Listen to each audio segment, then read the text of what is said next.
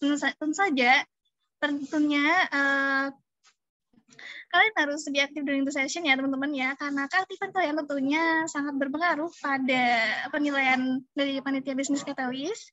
Kemudian juga jangan lupa di on-in kameranya kalau misalkan kalian nggak ada kendala jaringan. Tentunya nanti ketika kalau udah sampai di sesi Q&A, kalian bisa menggunakan fitur raise hand atau menggunakan link slider yang sudah dibagikan panitia di chatbox nanti ya. Dan selama sesi nanti jangan lupa untuk dipastikan mikrofonnya dalam keadaan mute. Itu ya teman-teman ya. Oke, mungkin aku mau ngingetin lagi ya. Kayak yang aku bilang tadi, selain menggunakan fitur raise hand, teman-teman juga bisa menggunakan link slider yang ada di sini. Ini bisa di-scan sekarang ya teman-teman ya. Barangkali teman-teman mau simpan dulu nih linknya gitu ya, mau disimpan pertanyaan selama sesi nanti. Oke. Kalau udah gini, aku mau ngajakin kalian untuk kenalan sama speaker kita hari ini. Oke, ada siapa nih? Hari ini kita bakal belajar how to building a resilience marketing plan for business bareng Kak Alvino. Nah, Kak Alvino ini siapa? Kak Alvino ini adalah CEO dan founder dari Noka dan Petani Daun. Nah, ini kan kapan lagi ya mau diajakin buat belajar marketing plan bareng CEO sama founder, kapan lagi gitu marketing plan, ya kan? Oke, mungkin tanpa berlama-lama lagi, aku mau sapa-sapa dulu sama Kak Alvin. Di sini, halo Kak Alvin, apa udah disuk? Halo, tes, Halo, masuk nggak? ya ampun, masuk. Oke, kameraku di situ. Iya, masuk. Oke, halo Kak Alvin, gimana kabarnya? Halo, baik-baik. Halo teman-teman juga. Halo, nah mungkin Kak Alvin di sini lagi di mana nih? Kayak cemerlang banget gitu wajahnya. Yes, di Malang, betul sekali. Lagi di Malang, mungkin teman-teman di sini yang ada yang dari Malang mungkin ya. Ini ada satu jam sama Kak Alvin nih, gitu. Oke, mungkin Kak Alvin, apakah udah siap nih mau berbagi ilmu dan wawasannya bareng teman-teman emisaris di sini? Udah, siap? Cerita aja, yuk. Ayo, yuk. Oh ya teman-teman, jangan lupa untuk disiapkan catatannya. Terus juga jangan lupa untuk on kamera ya teman-teman ya. Selain itu juga, oke, aku untuk sesi pemaparan materi sendiri, waktu dan layar aku persilakan ya Kak Alvin. Oke, thank you. Boleh kita lihat di slide sama lihat ke kameraku ya. Oke, halo teman-teman. Jadi, salam kenal. Dan senang banget bisa ngobrol di sore hari ini, di hari Minggu yang harusnya kita semua bisa libur, tapi kita pilih buat belajar dikit dan denger-denger cerita. Oke, salam kenal, aku Aldwin. Jadi, sekalian aja slide selanjutnya. Aku adalah lulusan mahasiswa UB Malang, dan sekarang portofolio dari aku sendiri itu banyak handling brand. Jadi, aku masih cukup muda lah hitungannya. Belum banyak waktu yang berlalu setelah aku lulus. Jadi usiaku di umur sekitar 20 sampai 24 lah. Range segitu aja. Dan aku megang beberapa brand. Nah, hari ini kita akan ada deliverables atau cerita-cerita mengenai marketing sih, seputar marketing dan apa bahasannya di bisnis. Nah, aku boleh tahu dulu nggak di chat aja nggak apa-apa. Ada yang teman-teman di sini udah bikin bisnis atau mungkin sudah pernah kepikiran mau bikin bisnis dan mungkin kepikiran bisnis apa? Coba di kolom komentar. Nah, sekalian nunggu kalian. Jadi yang bakal kita bahas hari ini itu akan ada seputar introduction dari apa itu marketing. Kemudian kenapa sih kita perlu marketing dan tipe-tipe marketing, basicnya apa. Kemudian lebih banyak cerita pengalaman aja sih mengenai resikonya maupun dari planningnya. Aku nggak akan banyak spill mengenai perencanaan brandku yang dulu, kecuali kalian tanya. Jadi aku expect kalian lebih banyak nanyanya dibanding dengerin aku nantinya. Oke, udah siap ya? Tadi portofolio aku udah masuk, kemudian ini kira-kira bahasan kita di hari ini. Nggak lama kok. Aku expect kalian lebih banyak pertanyaan nantinya. Lanjut. Oke, marketing. Jadi langsung ke urgensinya aja deh. Kenapa sih kita perlu tahu nih tentang marketing? Ternyata salah satu alasan tertinggi mengenai bisnis itu gagal karena kita kekurangan kebutuhan pasar atau nggak bisa ketemu nih supply and demand-nya. 42% bisnis gagal gara-gara itu. Nah, gimana caranya supaya bisnis atau perusahaan itu nggak kehilangan pasar, itu caranya dari branding, marketing, and sales. Ini sumbernya dari Tech in Asia ya, jadi salah satu yang juga ngebahas mengenai marketing maupun penerapan teknologi-teknologi. Ini berlaku di Indonesia. Lanjut. Oke, secara umum marketing itu gini. Tadi aku sebut branding, marketing, and sales ya. Tapi kalau marketing itu specifically kita membahas mengenai gimana sih cara kita ngenalin, nyebar luasin, atau ngasih informasi mengenai produk kita atau jasa kita ke konsumen. Marketing itu bisa dibilang sebagai sebuah kegiatan, sebuah strategi, atau sebuah metode nih, gimana cara kita ngenalin brand kita, produk kita, atau bisnis kita ke orang-orang. Nanti aku bahas lagi sih, tapi bedanya marketing and sales adalah marketing sekedar nyebar luasin. Kalau sales ibarat gimana caranya orang-orang yang udah tahu itu melakukan pembelian. Kurang lebih pembedanya kayak gitu. Lanjut dulu. Oke, marketing ini secara umum kita punya beberapa tujuan. Banyak banget yang nyebut tujuan-tujuan, tapi ini adalah penerapanku di bisnisku sama di teman-temanku. Jadi sudah pasti marketing itu satu, buat apa? Buat revenue. Buat cari penghasilan. Karena bisnis itu, baik itu startup, cash flow bisnis, itu semua butuh uang untuk beroperasi. Jadi marketing ini inevitably kita akan cari revenue. Kemudian sebagai brand atau sebagai bisnis, ini untuk mengenalin gimana caranya produk kita atau jasa kita bisa berinteraksi atau menuhin kebutuhan mereka. Biasanya sih ini konteksnya dari sosial media. Dan terakhir itu buat awareness. Marketing itu awareness. Paling umum memang buat awareness. Jadi ngenalin produk kita ke orang-orang di sekitar kita maupun di Indonesia. Oke, kita next. Ini aku kan banyak cerita ya, jadi common mistake ketika contoh di umurku dulu, di umur sekitar 20, 17 sampai 20-an, kita met a lot of brand. Aku punya banyak teman-teman yang mau bikin bisnis ataupun sedang bikin bisnis, dan ini adalah kesalahan-kesalahan yang biasanya kita sering lakukan, yaitu kita mau jual produk, tapi kita belum mateng nih validasi pasarnya. Kita belum tahu apakah produk itu dibutuhin sama pasar atau enggak. Banyak teman-teman yang misalnya mau bikin bisnis F&B nih. F&B bikin burger sehat. Itu dulu bisnisku sih. Kita bikin burger sehat, kita perencanain supaya kita jualin di bazar dengan produk seperti burger, tapi sebenarnya bukan daging hewan gitu.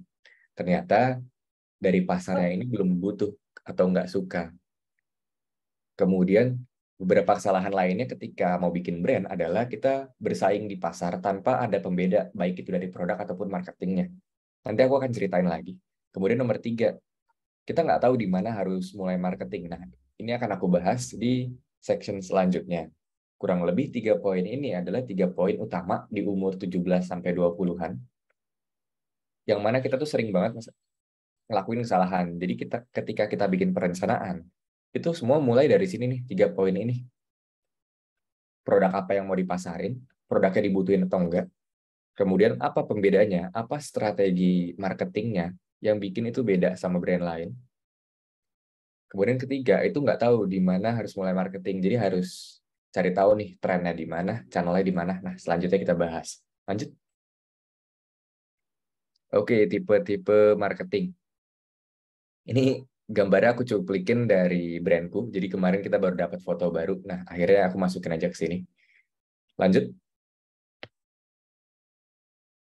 Oke, di tahun 2020, tahunnya teman-teman semua WFH, sampai 2021, itu ternyata kita tahu nih sebuah fakta bahwa digital marketing itu lagi meningkat. Marketing di dunia sosial media, di dunia digital itu meningkat. Sehingga orang-orang itu mau beli di digital marketing atau digital commerce. Ini faktanya yang emang dikasih lihat secara setiap tahun, apalagi tahun 2020 sampai sekarang itu meningkat terus. Kita lanjut. Nah, berdasarkan fakta itu, kita punya beberapa pilihan marketing nih. Di next slide, kita akan bahas mengenai, oke, ini faktanya ternyata sekarang di zaman ini itu orang-orang tahu brand dari marketing-marketing yang ini. Jadi aku nggak cuma mention tipe-tipe marketing kalian bisa di mana, tapi kita lihat dari perspektif marketing di mana aja yang works di tahun sekarang.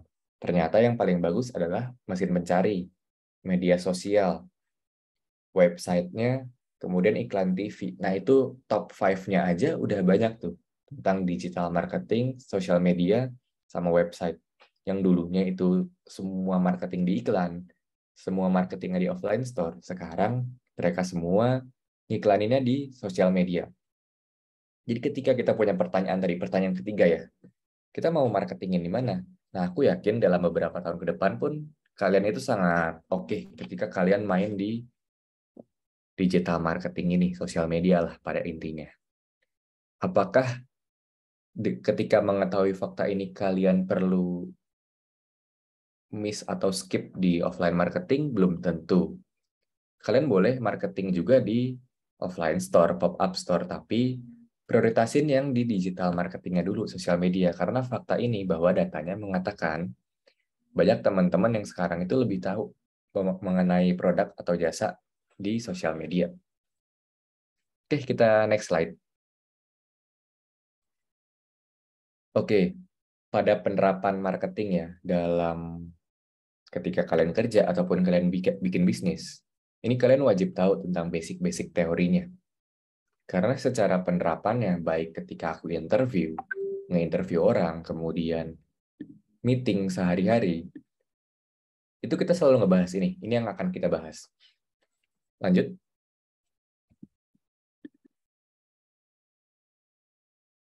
Oke, STP, ini salah satu yang paling penting, teori marketing yang paling basic deh. Pada umumnya ketika meeting kita nggak pernah ngevokalin ini, tapi cara kita bikin strategi itu semua berdasarkan ini. Segmentasi, targeting, sama positioning. Ini kalau teman-teman ada yang tahu, boleh dong di chat, dikirim aja. Kalau kalian tuh pernah tahu misalnya di marketing di sosial media maupun di kuliah kalian. Nah, kalau STP ini, istilahnya kita mau ngelakuin marketing, tapi kita harus tahu ke siapa dulu.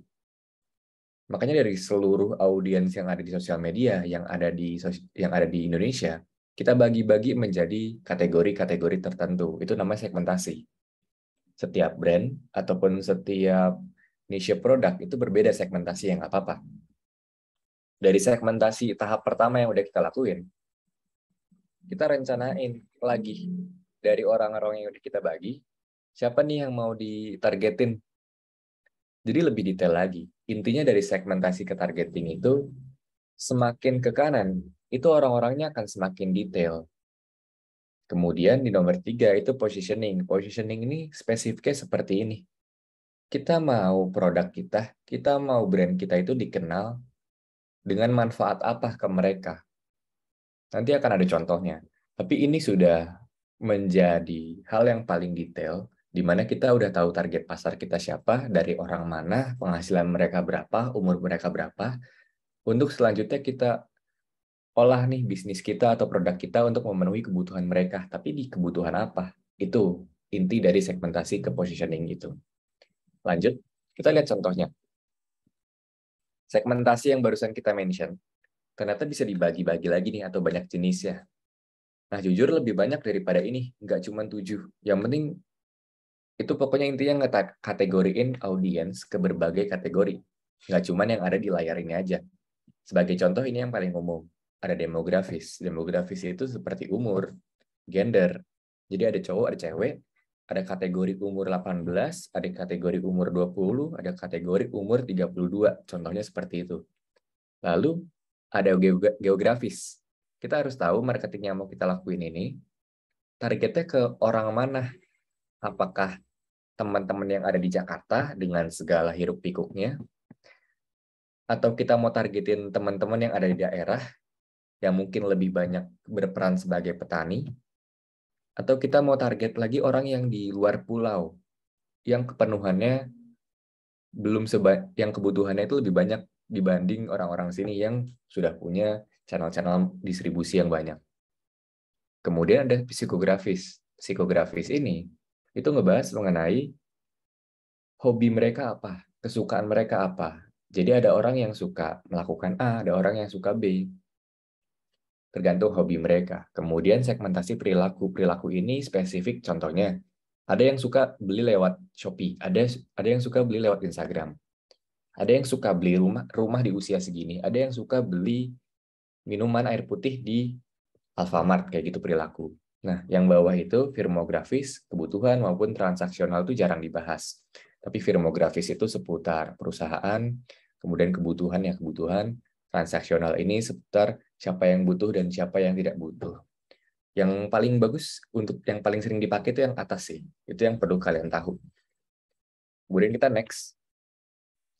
Nah, segmentasi pasar. Contoh, kita langsung lihat contohnya aja. Kita mulai dari produknya. Ini ada salah satu produkku. Produkku itu berupa pupuk, tapi disemprot dalam bentuk botol, sekitar botol aqua lah. Dan fungsinya itu untuk menumbuhkan daun tanaman, akar tanaman, atau ada lagi produk yang bisa nyelapin daun tanaman. Nah, itu skincare yang pada tahun 2020, skincare tanaman yang cukup hits pada zamannya. Kita lihat penerapan segmentation, targeting, and positioning di sini. Kalau kalian lihat di tengah, itu ada review tuh. Udah 2 kali, bla bla bla bla. Bagus banget ngaruh untuk anak hijau. Anak hijau itu tanaman. Benar-benar efektif buat aglonema. Dan jadi subur daunnya. Kalau kalian lihat, itu udah pasti sih komentar dari ibu-ibu. Jadi kita bisa lihat contoh segmentasi di sini adalah ke ibu-ibu. Ibu-ibu usia berapa? 20-32 itu ibu-ibu muda. 33-40 itu yang sudah dewasa banget. Kemudian kita masuk ke targeting. Targetingnya kita target orang-orang yang suka tanaman dan punya tanaman di rumahnya sendiri. Lalu positioningnya, kita bikin satu produk itu buat apa? Buat memenuhi kebutuhan mereka untuk perawatan daunnya satu. Kita punya produk lagi yang berbeda. Produk yang dibuat untuk memenuhi kebutuhan mereka, numbuhin akarnya. Itu produk 2 dengan positioning yang berbeda. Ada lagi produk 3. Ada satu produk untuk ngilapin daun tanaman. Itu positioning yang ketiga. Jadi beda produk, beda positioning. Tapi segmentasi atau targetnya itu terfokus tetap sama. Itu salah satu contohnya. Nah, ini adalah salah satu produkku yang, ini ada 3 ya, ada 3 produk yang waktu tahun 2020, itu yang pertama kali di launch. Realitanya, marketing plan di tahun 2020 itu lebih gampang. Jadi kita posting berdasarkan konsep-konsep yang barusan kita jelasin, STP, kemudian ada positioning. Waktu itu demand-nya udah ada. Jadi kita tinggal ngambil demand yang sudah ada, kita menuhin supply-nya. Kayak gitu. Oke, kita next dulu. Ada lagi strategi marketing yang pernah diterapin di brandku yang satunya, yaitu brand perfume. Mungkin kalau teman-teman yang main Twitter, di sini pasti pernah lihat sih, apalagi perempuan. Beda nih dengan produkku yang tadi, pupuk segmentasinya. Parfum ini, segmentasinya bukan ibu-ibu, tapi segmentasinya adalah anak-anak muda di usia 18-24. Yang suka warna-warna yang ngejreng, warna-warna pink, warna-warna lucu. Dan memang lagi butuh-butuhnya nih untuk produk-produk perawatan diri, salah satunya parfum. Kemudian ini menjadi salah satu pertimbangan kita ketika kita tahu market perempuan umur 18-24 yang lagi cari perawatan diri itu ada di Twitter, kita masuk ke Twitter. Jadi planning kita dari segmentasi targeting positioning itu, kita convert jadi sebuah keputusan untuk kita bikin marketing plan di Twitter. Nah, ini kalau kalian lihat itu adalah review atau endorsement. Jadi metode-metode marketing di sosial media juga banyak. Salah satunya adalah endorsement. Kita nge-endorse beberapa beauty reviewer atau influencer yang punya target pasar yang sama dari yang tadi kita tentuin. Umur 18-24, perempuan, dan lagi butuh perawatan diri. Contohnya di kiri, di tengah, dan di kanan tuh orangnya beda, tapi message-nya sama. Yaitu message-message yang emang disukain sama anak muda. Nah, ini adalah salah satu marketing plan yang works di zamannya. Sekarang kalau kalian coba, mungkin belum tentu berhasil. Karena marketnya udah ada yang ngisi nih. Aku udah ngisi di situ, brand lain juga udah ngisi di situ. Tinggal teman-teman yang lain bikin marketing plan yang perlu lebih inovatif lagi. Oke, kita next dulu. Nah, contohnya tadi yang udah aku mention tuh. Tadi kan aku sebutin umur, sebutin kota, sebutin gender. Ini yang lebih detail lagi. Ada juga yang melakukan segmentasi dari generasinya, dari kelas ekonominya. dari di mana dia tinggal, apakah desa, kota, provinsi. Ada juga berdasarkan preferensi makanan, industri, atau kopi. Tergantung industrinya, balik lagi tadi. Nah, ini contoh yang perlu dilaksanain. Ketika di awal kita bikin plan, itu kita harus tahu kita mau ngomong ke siapa. Itu sih, aku bahas banyak banget di sini, karena itu paling penting. Kalau nggak, kalian bakal bingung ketika kalian bikin marketing plan. Oke, kita next dulu. Oke, marketing mix 7P. Ini nggak akan aku jelasin banyak. Tapi ini akan jadi basic atau fondasi ketika kita bikin perencanaan setahun, 2 tahun, 3 tahun. Di dalam marketing, ternyata skopnya itu lebih luas lagi. Bukan cuma promosi aja. Tapi kita harus mikirin harga. Berapa harga jual yang akan kita tentuin? Berapa harga coret? Berapa diskon yang akan kita tentuin? Kemudian ke promosi. Promosinya kemana aja? Lalu proses itu kita mau customer melihat produk kita dari mana aja tahapannya. Kita lihat dari sisi operasional dengan sisi marketingnya. Lalu produk, nah ternyata orang marketing juga harus ngerti produk. Kita tahu produk yang akan dijual, apa nilai jual mereka yang bisa dipasarin ke market. Lalu tempat, nah tempat ini makin kesini makin gak relevan, karena tempat ini sudah digantikan sama channel-channel sosial media. Tempat bukan lagi di mana kalian naruh toko. Tapi sekarang udah di mana kalian mau pasarin marketnya di sosial media. Thread kah, Facebook kah, Twitter kah, kayak gitu. Lalu people itu orang-orang yang terlibat siapa aja. Dan packaging. Nah, packaging ini surprisingly kuncinya di dunia beauty sih itu, guys. Packaging itu sangat dipikirin. Tapi nggak semua industri mikirin ke packaging, jadi santai aja. Oke, next. Oke, ini funnel. Ini adalah hal yang paling sering kita bahas ketika kita meeting. Ketika kita bikin strategi perencanaan yang intervalnya itu 3, 6, sampai 12 bulan. Funnel itu artinya adalah proses ya, dari atas ke bawah. Gimana ada orang-orang yang di luar sana, itu bisa kita rubah menjadi pembelian.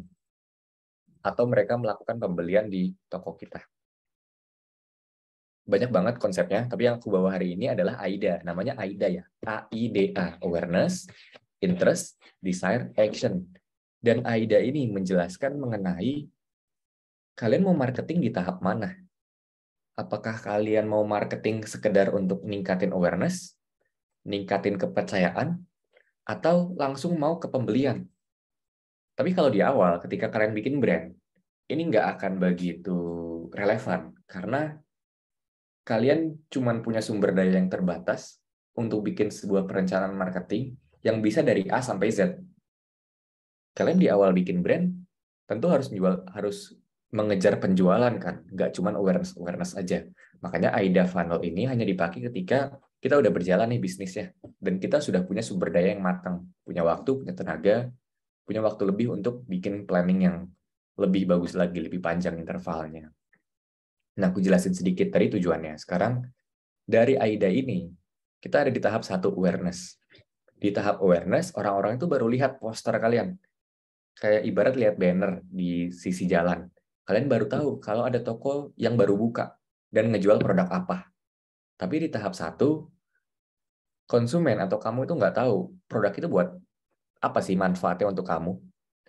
Sehingga ketika ada teman-teman yang tertarik, yang interest, mereka akan mulai mempertanyain nih, oke, kayaknya produk ini bagus deh, coba cari tahu lagi deh. Hingga mereka itu tertarik, dan kalau kasus realnya, mereka pencet tombol follow di sosial media.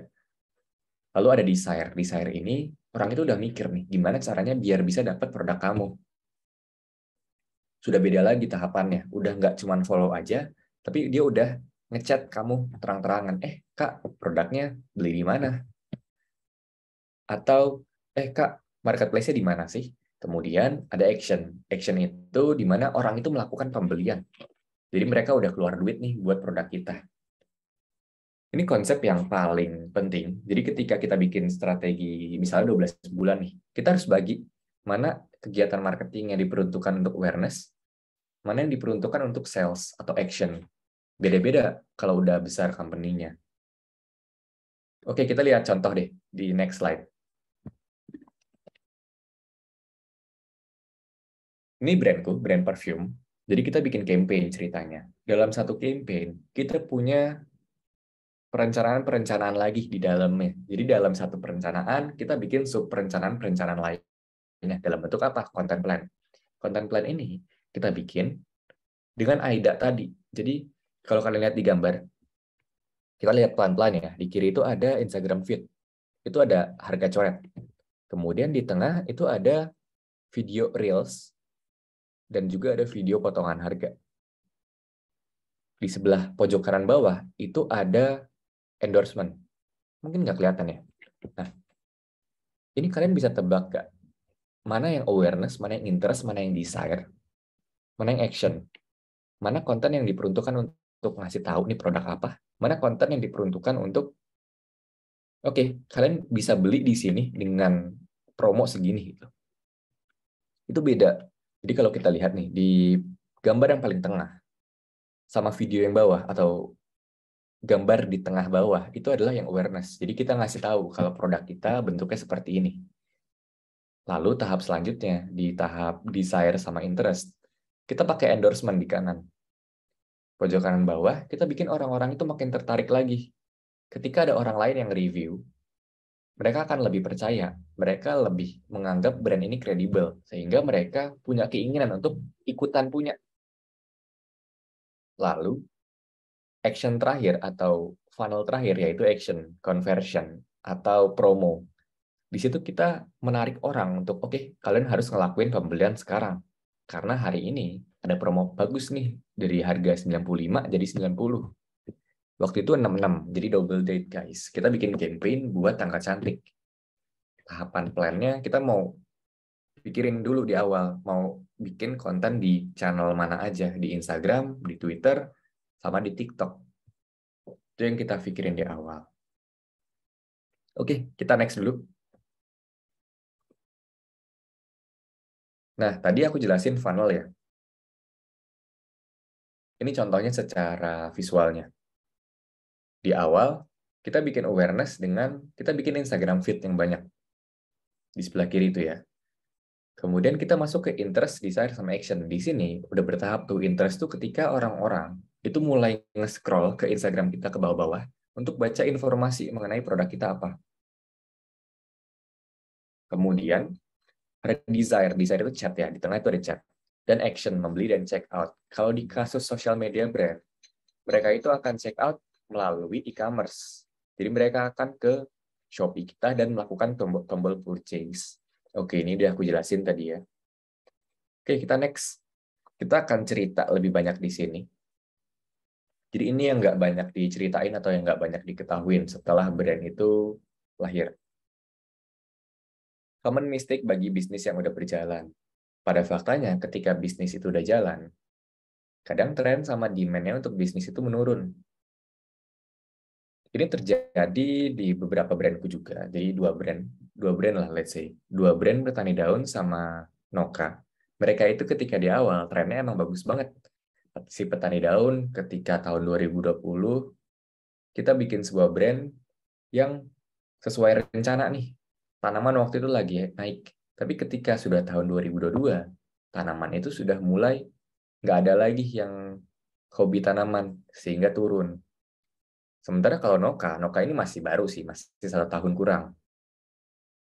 Noka itu di awal tahun Januari-Februari itu lagi trending banget, FYP banget. Karena ada brand baru yang bikin produk yang berbeda waktu itu. Pembeda dari produk kita, si brand parfumku, itu kita punya glitter-glitter di dalamnya. Dan nggak semua orang pakai itu, kecuali Lilith and Eve. Ya, Lilith and Eve memang lebih gede. Tapi ketika 2 bulan, 3 bulan kemudian, ketika kita nggak ada inovasi, maka demand-nya akan nurun, trennya akan nurun. Buat teman-teman marketing, ketika kalian udah tahu bikin gimana basic dari produk kalian, gimana basic dari marketing, kalian tugasnya adalah bikin demand di pasar dengan ngasih tahu kalau produk kalian itu punya sebuah cerita contohnya. Ada strategi teman-teman brand yang bikin dari sebuah cerita. Ada juga strategi supaya Orang-orang tahu fungsinya dari produk kamu itu apa. Itu adalah tugasnya marketing, mencegah demand-nya itu turun. Nanti setelah dari teman marketing, kita masuk ke sales. Sales itu bikin gimana teman-teman atau audiens yang udah lihat brand kita itu mau melakukan pembelian. Tadi kalian udah lihat dengan ngadain promo, dengan ngajak orang di chat melakukan pembelian. Itu bikin revenue kita meningkat, nge-convert orang-orang yang udah follow jadi seorang pembeli. Oke, nomor 2. Ini rahasia juga. Jadi rahasia yang baru aku ketahuin dalam waktu 2 tahun. Ketika budget kalian terbatas, tim kalian terbatas, produk kalian juga terbatas. Banyak yang keliru dari strategi marketingnya. Karena nggak bisa diukur. Contoh gini, tahun 2020, 2022, kita ngelakuin marketing di Instagram Ads untuk bisnis petani daun. Sayangnya waktu itu aku nggak bisa ngukur nih, gimana cara ngukurnya dari sebuah iklan yang kujalanin secara digital, itu menghasilin berapa revenue, itu kita nggak bisa ngukur. Beda sama misalnya kita buka warung deh, kita jualan di warung, terus ngepromosin ke setiap orang yang lewat jalannya, dan kita ngitungin berapa orang yang beli setelah kita tawarin brosur itu. Kalau di situ kan bisa diukur, misal dari satu hari kita kasih 100 brosur nih ke orang yang lewat. Dari 100 itu ada 50 orang yang melakukan pembelian dan transaksinya sebesar segini. Itu adalah strategi marketing yang bisa diukur. Tapi di zaman 2020 sampai 2022, kita nggak bisa ngukur berapa orang yang melakukan pembelian melalui Instagram Ads. Yang Instagram Ads itu per bulan aku bisa keluar antara 5 sampai 20 juta. Nah, itu aku nggak tahu itu sukses apa enggak. Hingga akhirnya itu menyebabkan budget kita habis di situ. Yang harusnya bisa dipakai buat kegiatan marketing lain yang mungkin akan lebih sukses, ternyata kita salah ngeluarin itu setiap bulannya ke kegiatan marketing yang kita nggak tahu itu sukses apa enggak. Itu contohnya. Kemudian ada lagi. Ini deh, aku kasih tahu faktanya. Ketika kalian jadi social media spesialis, ketika kalian bermain di sosial media, kalian kan bakal ngejar followers. Tapi bisa nggak kalian ngukur berapa orang yang beli dari followers itu? Itu nggak bisa. Ketika kalian depends ke, oke, kita mau naikin jumlah followers, kita mau naikin jumlah views.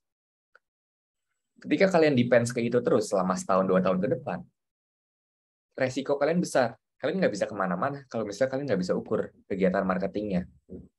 Itu faktanya. Jadi sebisa mungkin kita itu cari tahu nih berapa orang yang melakukan pembelian melalui channel apa. Itu memang susah sih jujur. Cuman itu akan berpengaruh dalam waktu setahun 2 tahun ke depan. Karena pada umumnya bisnis itu ya bisa mati atau turun deh di usia 2 tahun nih. Kalau kalian berhasil lewat 2 tahun, maka bisa kita akuin kalau memang produknya dan marketingnya itu bagus. Oke, itu aja sih. Oke, kita lihat ada next slide, Kak. Oke, kurang lebihnya itu aja. Jadi barusan kita jelasin, kita recap dikit ya. Barusan kita jelasin mengenai apa aja basic dari marketing. Marketing itu harusnya mengetahui dari sudut pandang apa saja. Marketing itu bisa dilakukan di mana aja. Dan beberapa cerita atau clue mengenai ketika bikin brand. Dan ketika sudah punya brand, itu harus ngelakuin marketing apa.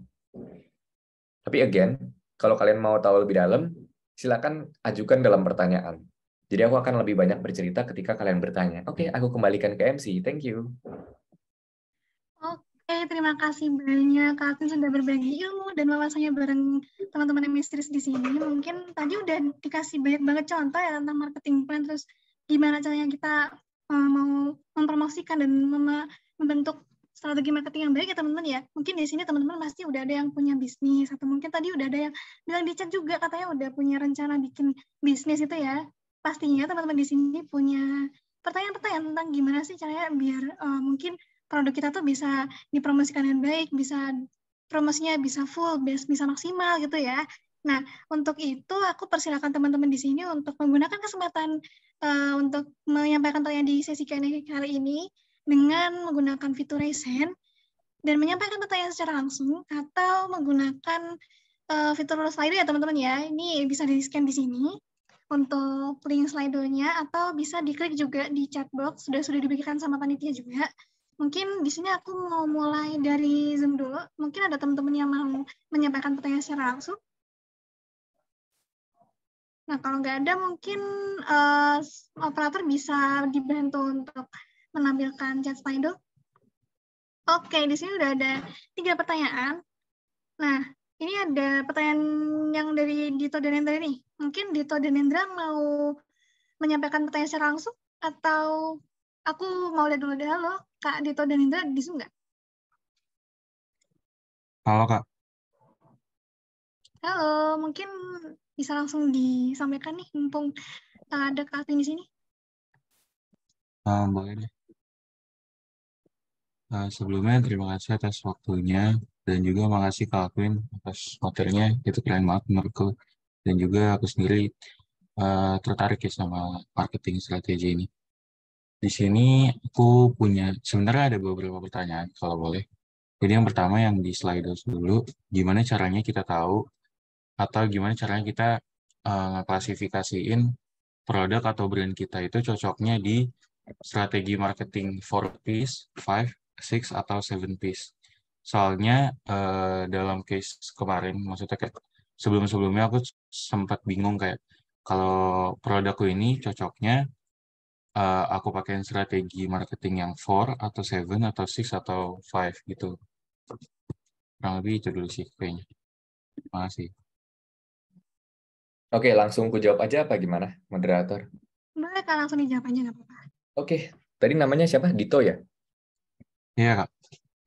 Oke, aku tertarik nih pengen tahu dari mana kamu punya pertimbangan, kenapa pertimbangan atau opsinya itu ke marketing 4-7P. Karena kalau dari aku sendiri, kita jarang banget pakai opsi marketing 4-7P sih. Kayak secara gamblangnya kita pakai semua, tapi punya beberapa yang kita prioritasin. Misal contoh kayak price, itu price kita masukin ke produk. Kemudian packaging, kita juga masukin ke unsur produk. Nah, sisanya kayak misalnya promotion, itu aja yang kita pikirin sih. Promotion tuh gabungin sama place. Place itu dari mana saluran marketingnya, kita mau distribusinya ke channel sosial media mana. Itu satu hal tuh. Terus prioritas kedua yaitu produk. Produk kita mau jual apa, kita mau bikin packagingnya seperti apa, kita mau nentuin harganya berapa. Sebenarnya sesimpel itu aja, tapi coba di-elaborate deh. Menurut kamu, atau kebingungan kamu kemarin, itu kenapa sih? Kok bisa membandingin antara marketing 4-7P itu?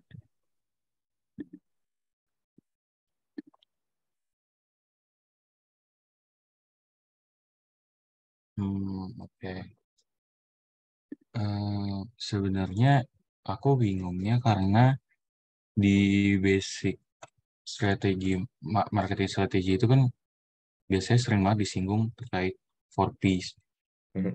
Nah, yang aku bingungin itu kayak apa yang ngebedainnya gitu. Maksudnya kayak apakah dengan aku menggunakan 7 piece marketing mix itu akan jauh lebih optimal kah atau eh, akan memiliki output yang berbeda dari strategi 4 piece gitu. Oke, sebenarnya simpel lagi nih. 4P sama 7P itu variabelnya lebih banyak ketika kalian pakai marketing mix yang 7P. Nah, kalian mau pakai yang mana itu tergantung di kondisinya. Apakah bisnis yang kalian bikin itu perlu mikirin tentang place-nya di mana? Apakah bisnis yang kalian pikirin itu butuh mikirin tentang packaging? Karena ada yang nggak butuh packaging juga. Jadi ketika bisnis kalian itu memang kompleks, kalian bisa pakai marketing mix 7P. Kalau misalnya simple, pakai yang 4P atau yang malah lebih difokusin aja, balik lagi ke bisnis kalian. Kayak gitu. Sebenarnya simple kayak gitu. Oke. Aku juga ada satu pertanyaan lagi, apakah boleh? Silakan, silakan. Tadi kan sempat disinggung ya kalau banyak atau beberapa brand sempat kayak keliru terkait strategi marketingnya sehingga menyebabkan brand tersebut kehilangan tren dan demand dari pasar. Hmm. Nah, tadi aku mungkin belum nangkep atau belum nemu kayak solusi dari strategi marketing yang tepat atau yang bisa mencegah atau membalikan tren dan demand dari pasar itu apa dan gimana? Oke, nice question. Jadi tadi memang vaguely atau secara abu-abu aku ngasih taunya mengenai masalah semua brand ataupun semua akun sosial media ketika sudah mulai dewasa, dia akan mulai kehilangan trennya atau momentumnya karena algoritma misalnya ataupun tren masyarakat yang berubah. Yang harus dilakukan dari semua kalangan yaitu mereka inovasi. Mereka harus melakukan inovasi yang bisa di mana aja, bisa produknya bikin produk baru atau bikin kegiatan marketing baru. Misalnya yang sebelumnya nggak pernah pakai iklan, kita coba pakai iklan. Yang sebelumnya hanya jual lewat WhatsApp doang, kita coba pakai TikTok. Yang pada buktinya, kalau kalian berpikir seperti itu di tahun 2020, itu bisnis kalian bakal cepet ketika kalian berinovasi untuk bikin konten di TikTok. Contoh realnya gitu. Oke, boleh ditanya lagi, boleh di follow up kalau mau ada pertanyaan lagi. Udah sih dari aku udah jelas banget. Thank you banget Kak Alvin. Oke, thank you juga Dito. Oke, terima kasih banyak ya Kak Dito udah mengirimkan pertanyaannya. Tadi bagus-bagus banget. Semoga untuk bisnisnya lancar ya. Terus aku sambil mau lihat lagi nih, di sini ada pertanyaan lagi. Tapi selain yang di Slido ya teman-teman ya, kalau mau ditanya langsung juga apa-apa sambil aku bacain pertanyaan-pertanyaan di Slido. Nah, di sini ada pertanyaan lagi nih, gimana strategi marketing yang bisa membantu bisnis dalam menghadapi ketidakpastian dan perubahan pasar? Oke, aku langsung balas ya. Ini menarik ya. Coba aku lihat pertanyaan yang ketiga ya. Kalian coba catat ini kalau kalian tertarik pengen tahu gimana bikin strategi marketing yang emang bisa menghadapi ketidakpastian nih. Jadi kata kuncinya adalah MVP, minimum viable product, atau A/B testing. Minimum viable product itu adalah ketika kalian punya sebuah produk dan kalian jangan sempurnain di awal. Jangan kalian sempurnain produknya ataupun strateginya di awal. Tapi lempar dulu ke market. Kalian lempar ke pasar dalam bentuk yang seadanya, atau yang let's say, kalian kasih batasan lah di versi pertama kalian. Kalian coba lempar, ketika ada orang-orang yang respon, kalian ulangin lagi. Nah, jadi yang aku deliver adalah, memang pasar itu nggak pasti. Tapi gimana caranya kalian bisa nemuin titik di mana kalian bisa berhasil, itu dengan testing sebanyak-banyaknya. Sebanyak-banyaknya dalam arti, kalian jangan terlalu menyempurnakan produk pertama kalian. Kalian cukup banyakin testingnya. Misalnya dalam interval sebulan sekali, kalian coba konsep strategi marketing yang baru. Atau dalam 3 bulan sekali, kalau konteksnya dalam produk ya. Produk kan nggak bisa cepat bikinnya. Kayak gitu sih. Seperti itu. Silakan kalau dari yang penanya mau follow up dalam bentuk voice, chat, silahkan. Aku kembaliin ke moderator. Terima kasih banyak ya Kak Alvin rasanya. Tapi di sini belum aku move ke pertanyaan slide selanjutnya, di sini ada Kak Rexer sih. Mau nanya, mungkin Kak Rexer boleh disampaikan langsung pertanyaannya? Oke, suaraku masuk nggak ya? Aman ya? Masuk, Oke. aman. Aman. Oke, sebelumnya thank you banget Kak Alvin buat penjelasannya sangat-sangat komprehensif juga. Tapi di sini aku mungkin mau tanya gitu Kak. Jadi tadi kan aku udah lihat-lihat juga, udah dengar-dengar sharingnya Kak Alvin juga regarding brand perfume-nya Kak Alvin yang Heinoka itu ya Kak ya. Nah di situ aku jadi penasaran gitu kayak gimana sih caranya Kak Alvin untuk bisa differentiate marketing strategi yang dilakukan oleh brandnya Kak Alvin ini Heinoka ini dengan direct kompetitor yang nanti kan Gasvino sekarang di luar itu kan there are lots of kayak perfume brand apalagi lokal gitu. Kira-kira gimana sih Kak cara untuk bedainnya dan apa mungkin yang ditonjolkan gitu? Apakah harus kita dari unique selling point misalkan let's say kita punya rasa yang lokal gitu atau mungkin kayak harganya kita lebih murah gitu. Nah, kira-kira menurut Kakak mana yang paling penting juga untuk bisa kita tonjolin ke market gitu sih Kak.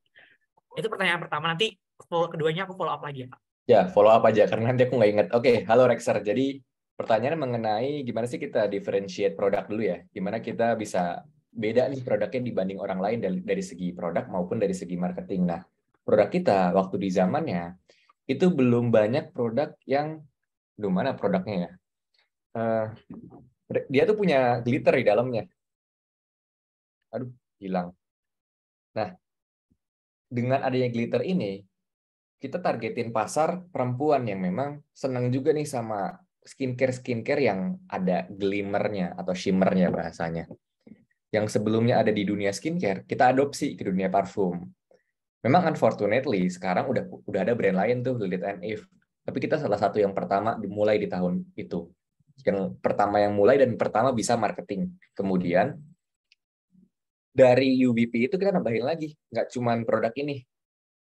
Ini memang di tahun pertama kita bikin ini, tapi tahun selanjutnya atau bulan-bulan selanjutnya kita bikin diferensiasi di bidang packaging. Jadi packaging kita nggak cuma packaging kecil, tapi kita bikin packaging yang ketika orang beli parfum itu, orang itu bisa pakai produk kita buat gift box, buat hadiah, buat pajangan bahkan. Jadi itu diferensiasi yang kita usahakan. Nah, tentang strategi marketingnya, itu kita juga nggak nyoba cuma 1, 2, 3. Kita nyoba, let's say, kita katakan nyoba 9 cara ya. Dan cara-cara itu kita temuin idenya dari ngamatin kompetitor lain. Apa sih yang mereka lakukan? Misalnya Instagram Feed 1, Instagram Reels 2, TikTok Ads 3, IG Ads 4, kemudian Twitter Endorsement ke-5, Twitter Base ke-6. Nah, dari 6 itu contohnya, itu ada 2 yang berhasil. Itu si Twitter sama si TikTok Ads. Jadi banyak yang nggak berhasil.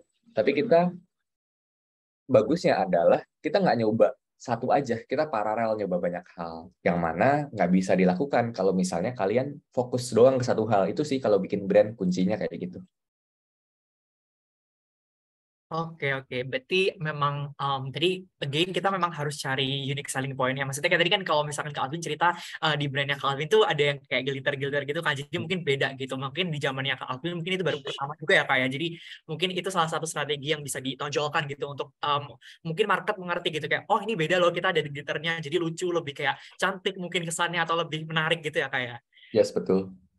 Oke. Oke, yang pertanyaan kedua mungkin lebih ke ini sih Kak. Jadi aku pernah dengar juga kalau misalkan orang-orang tuh ketika misalkan dalam sebuah brand ya dari marketing itu tuh penting juga untuk kita bisa maintain loyalty ya Kak. Jadi kayak kalau misalkan kita lihat di AIDA model itu, jadi kan ada awareness sampai ke ini kan untuk bisa actionnya beli kayak gitu. Nah tapi again aku juga pernah dengar nih kalau misalkan banyak marketer yang emang melupakan masalah loyalty gitu di akhir dari funnel itu tadi.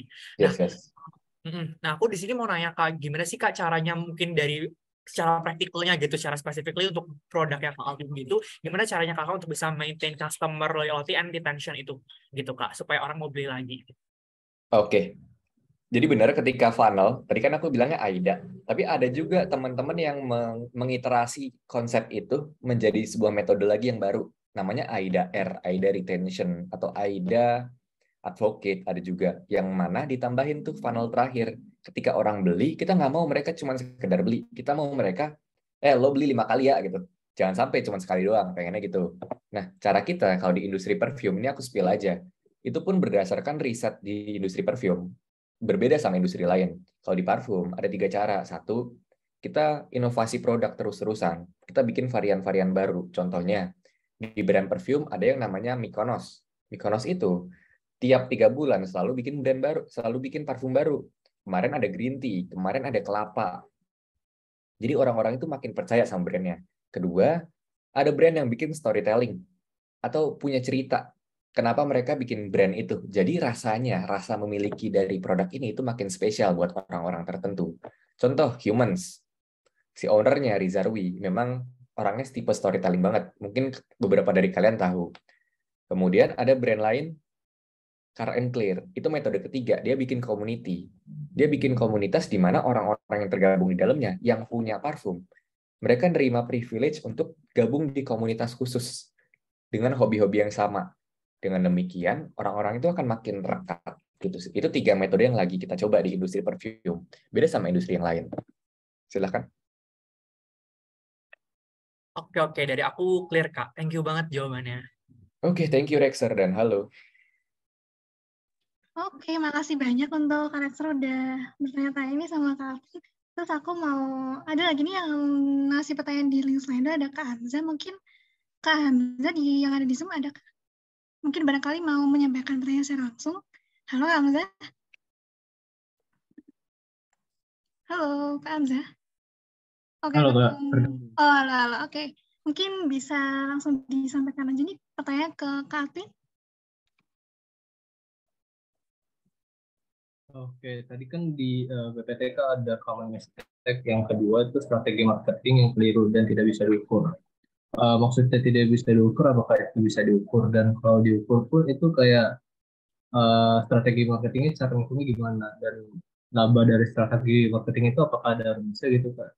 Kurang lebih seperti itu Kak. Oke, ntar tolong di follow up jika masih belum clear ya, karena tadi kan pertanyaannya lumayan banyak tuh.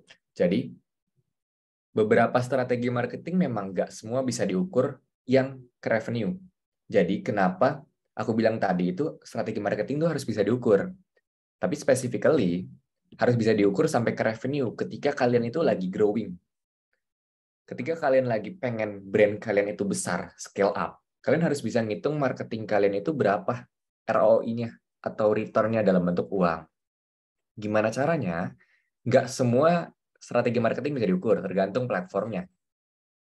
Yang paling bisa diukur adalah TikTok Ads. Itu ada kelihatan tuh pembeliannya berapa. TikTok Live, sekali sesi live bisa ngasilin berapa revenue. Kemudian Instagram Ads sekarang juga bisa. Shopee Ads bisa juga. Hanya beberapa platform tertentu di dunia digital yang nge-provide fasilitas itu. Kalau nggak ada fasilitasnya, kayak, oh, berapa jumlah followers Instagram yang pergi ke marketplace buat beli, itu nggak bisa dilihat. Kalau nggak bisa dilihat, ya udah, nggak apa-apa dijalanin. Tapi saran dari aku, nggak perlu terlalu fokus di sana. Jadi bukan berarti nggak dijalanin sama sekali buat kegiatan yang nggak bisa diukur, tapi nggak perlu difokusin terlalu banyak. Kecuali memang kamu bisa hitung revenue yang dihasilkan dari kegiatan itu berapa. Oke, tadi ada pertanyaan yang belum kejawab, Kak? Dari aku udah jelas banget sih Kak. Makasih Kak. Oke, ya sip, silakan. Thank you. Oke, terima kasih banyak karena udah menyiapkan pertanyaannya. Di sini aku juga nemu pertanyaan lagi nih dari Kak Umi Kalsum dari ITB Nobel. Mungkin kalau ada di Zoom bisa disampaikan langsung pertanyaannya. Halo Kak Umi. Halo Kak. Halo. Bisa disampaikan langsung ya pertanyaannya? Oke, terima kasih. Kan kali ini kita bahas tentang marketing gitu ya, pemasaran. Nah, pertanyaannya, menurut pengalaman Kak Alduan nih, apa saja sih yang mempengaruhi keberlangsungan suatu bisnis itu selain dari pemasarannya, Kak? Oke, di awal tuh jawabannya simpel. Ketika kalian bikin brand, yang akan ngaruh di awal adalah produknya. Produk kalian tuh dipinginin nggak sih sama pasar? Itu simpelnya. Tapi ketika sudah jalan, apa selanjutnya nih yang akan sangat digantungkan, yaitu SDM-nya. Udah sih, jadi produk, SDM, sama marketing. Itu 3 kunci yang aku pegang. Sudah. Ada pertanyaan? Ada yang mau pertanyaan follow up gitu dari Kak Umi? Oke. Oke, udah jelas ya. Terima kasih. Terima kasih Kak Umi. Oke, mungkin dari sini aku ada. Oke, itu aja ya. Oke, di sini ada pertanyaan lagi dari Elnemo sayangnya. Jadi di sini katanya, kalau misal kita jadi reseller suatu produk, terus ada kompetitor lain yang menyaingi dan dipasarin di tempat yang sama, gimana cara marketingnya supaya kita lebih unggul? Gitu. Simple, kalau buat semua reseller paling gampang adalah main bundling. Kalian bikin strategi marketingnya buy one get one, buy two get one, tapi harganya tetap sama pun masih bisa. Cuman itu nambahin added value. Kita berusaha nambahin added value yang kompetitor itu nggak punya. Dari harga, satu. Kedua, misalnya dari bonus. Dari barang yang dia beli di kita bonusin nih, misalnya beli parfum bonus gelang, gitu juga bisa. Kayak gitu. Itu kunci sih, itu kuncinya. Oke, ini kayaknya aku udah sering nemu juga sih kalau di marketing ya teman-teman ya. Kalau kalian perhatiin rasanya udah banyak juga strategi-strategi seperti ini gitu. Oke, untuk pertanyaan selanjutnya ini juga dari Anonymous. Di sini untuk mengatasi strategi marketing yang tidak bisa diukur ketika baru memulai bisnis, gimana ya Kak? Dan strategi apa yang paling baik untuk digunakan bagi bisnis yang baru dirintis? Ini ada pertanyaan yang bisa dilihat juga Kak dari slide ini di bawah Umi Kalsum. Itu bentuk pertanyaannya. Oke, yang anonimus itu kan mengenai strategi marketing yang tidak bisa diukur. Iya, benar. Oke,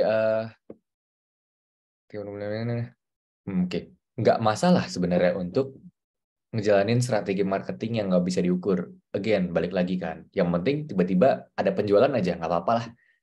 Cuman ketika 1 tahun, 2 tahun, berusaha pindah aja ke cari tahu mana yang emang ngasilin revenue terbanyak, terus fokus di sana. Jadi ketika kita di awal bikin strategi marketing, cari tahu mana yang bisa diukur, mana yang enggak, tapi tetap jalanin semuanya. Nanti fokusin di hal yang emang bisa diukur. Kemudian strategi apa yang paling baik untuk digunakan bagi bisnis yang baru dirintis. Di tahun 2020 sampai 2023, mungkin tahun depan juga, yang paling bagus adalah apa? TikTok. TikTok aja.